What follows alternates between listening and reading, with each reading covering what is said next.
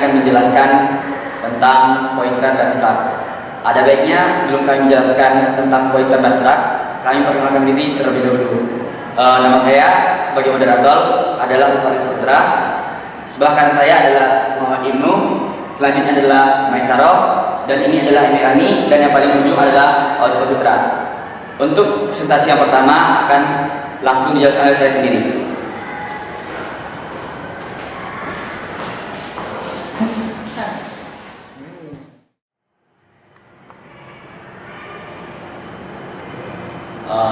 Baiklah kawan, kita masuki materi yang pertama, itu adalah struct.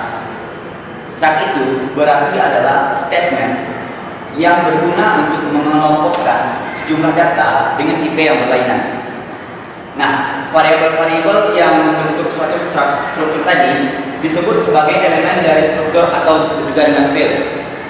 Dengan demikian, dimungkinkan suatu struktur dapat berisi elemen-elemen data berbeda tipe seperti char, integer, float, double, dan lain-lain.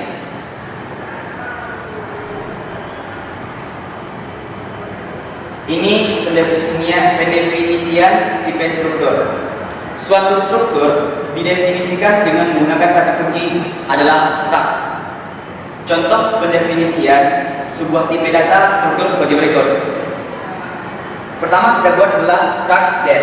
Struct ini sebagai kata kunci dan dat ini sebagai nama tipe struktur. Kemudian kita buka kurung kurawal, memasukkan integer mon, titik koma, integer day, titik koma, integer real, titik koma, dan tutup dengan tutup kurung kurawal, titik koma. Integer mon, integer day, dan integer real ini masing-masing disebut field atau elemen struktur. Dan untuk mengawali dan mengakhiri elemen struktur, kita menggunakan kurung kurawal sebagai pembuka dan juga sebagai penutupnya. Untuk materi selanjutnya akan dijelaskan langsung oleh rekan kami Maisaro. Padanya akan persilakan. Baiklah, saya akan melanjutkan presentasi dari Rifaldi, yaitu selanjutnya pendeklarasian variabel bertipe struktur. Untuk mendeklarasikan sebuah variabel today yang bertipe struktur dat, pernyataan yang diperlukan adalah sebagai berikut. Ini ada struktur dat today, ini termasuk nama tipe struktur yang today-nya variabel struktur. Pernyataan di atas menyatakan bahwa variabel today bertipe struktur dat.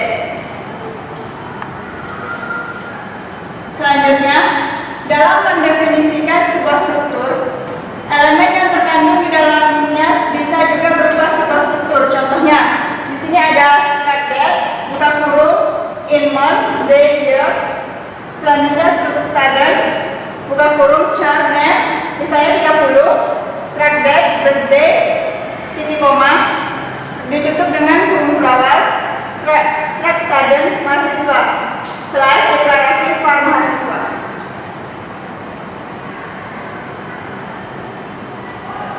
Selanjutnya, ini adalah diagram struktur data dari variabel mahasiswa, dapat digambarkan dengan diagram seperti ini.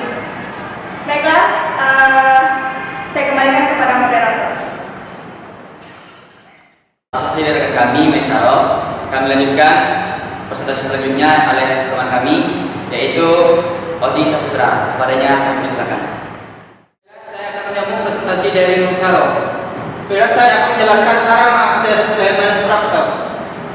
Elemen dari suatu variabel struktur dapat diakses dengan cara menyebutkan nama variabel struktur dengan diikuti operasi titik dan dari nama elemen strukturnya.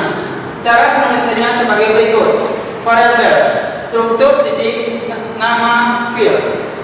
Untuk memberikan data nama ke field name dari variabel student di atas, maka pernyataan yang diperlukan adalah strcpy dalam kurung MHS titik name, koma, dan tanda petik Auzi Saputra titik kurung dan diakhiri dengan titik koma.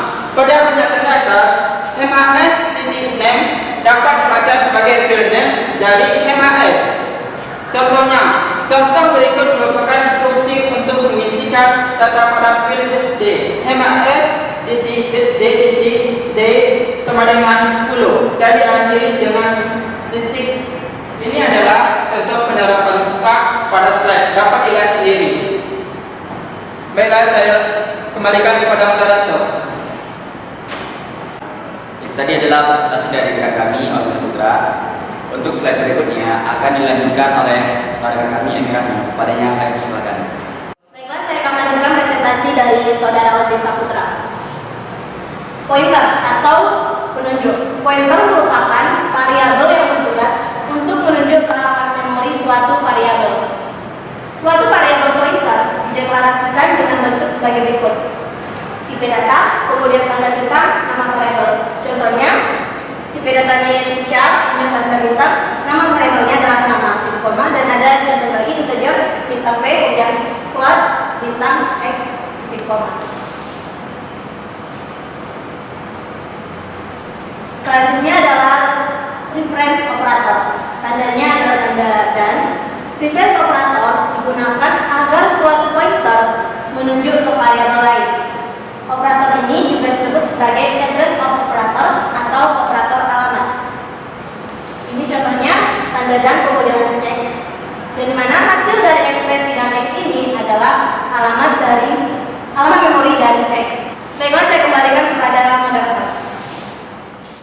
Baiklah, ini presentasi dari Emirani. Dilanjutkan untuk slide terakhir, itu akan disampaikan oleh rekan kami, Muhammad Ibnu. Kepadanya kami persilakan. Saya akan menjelaskan tentang difference operator atau disebut dengan tanda bintang. Difference operator digunakan untuk mengakses isi suatu variabel yang ditunjuk oleh pointer. Misalnya bintang x. Hasil dari ekspresi bintang x adalah nilai variabel atau objek yang ditunjuk oleh pointer. Ini adalah contoh penerapan pointer. Di sini bisa dilihat sendiri. Ya, di situ ada int atau integernya x, terus ada int bintang p, di mana tadi kita masukkan difference-nya, terus di sini ada reference-nya dan text-nya, dan dimasukkanlah di sini di print f-nya, dan ada reference-nya, ada juga reference. Oke, sekian slide dari kami akan saya kembalikan kepada moderator. Terima kasih. Itulah tadi presentasi dari kelompok kami. Kami ucapkan terima kasih dan mohon maaf apabila ada kesalahan dan kekurangan. Akhirul kalam. Assalamualaikum warahmatullahi wabarakatuh.